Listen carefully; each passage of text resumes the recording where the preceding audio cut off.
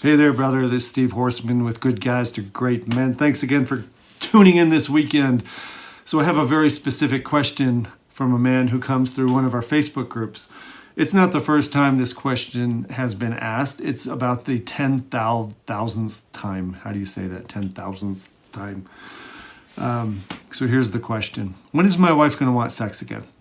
When do I know I've tried long enough and hard enough to have the intimate, affectionate sexual relationship I want? When do I know it's time to leave? When do I know it's time to give her an ultimatum? When do I know it's time to confront her and tell her in no uncertain terms exactly what I want from her in the realm of intimacy, affection, and sex? When, tick, tock, tick, tock, tick, tick, tick, tick, tick, tick, tock. Answer is, I don't know. I don't know. And you don't know either. But here's the problem with sex and a woman that you've been with for quite a long time. Now, this is probably true on a date because women have an uncanny ability to smell at the molecular level those molecules of discomfort and edginess and neediness and craving and expectation and entitlement and frustration and dissatisfaction. They can smell it. It's like you just walked into a big fart in an elevator. That's how good they can smell it.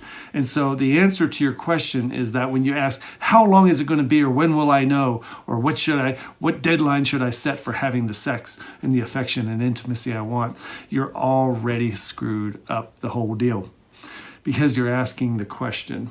It's the wrong question. The question is, when am I going to become the man who is detached from a daily sense of need to know when I'm going to have the love and the intimacy and the affection and sex I need to feel good about me? The question is, when am I going to be the kind of man who on a daily basis, consistently, predictable as a watch, shows up happy, confident, whole, unapologetically sexual, unapologetically affectionate, unapologetically emotionally intimate with himself? When am I going to show up as a man who's comfortable in my body, in my urges, in my arousal? When am I going to be that man? Those are the questions we want you to ask. We want this not because we don't think you should have an incredibly rockin' sex life with a nice woman who is affectionate and admiring of you and all your gifts. Yeah, we want that. We all want that. But we know that anytime a man says, hey, how long before she's going to start wanting sex? How long before I should ramp this up with the pressure or confront her or give her an ultimatum? How long? It means that you're in the wrong lane. You haven't been working on the right stuff. The man that she wants to have sex with doesn't have the molecules of neediness and frustration and disappointment and dissatisfaction and judgment. He doesn't have them. The man she wants to have sex with, and I guarantee you she does, he doesn't have those molecules.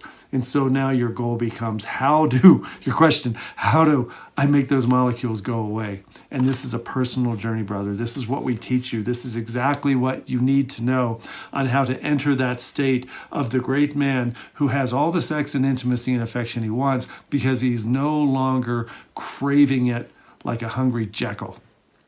If you want to know more about that, we want you to join one of our groups. We talk about this stuff all the time.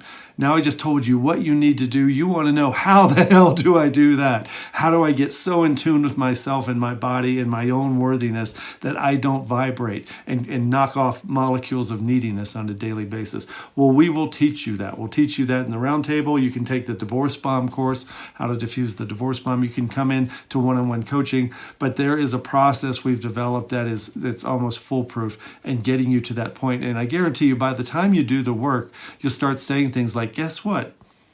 I got the biggest kiss and hug in the hallway the other day and I didn't even see it coming. And that's the trick. When it happens, you won't be looking for it. Have a great day, brother. Take care.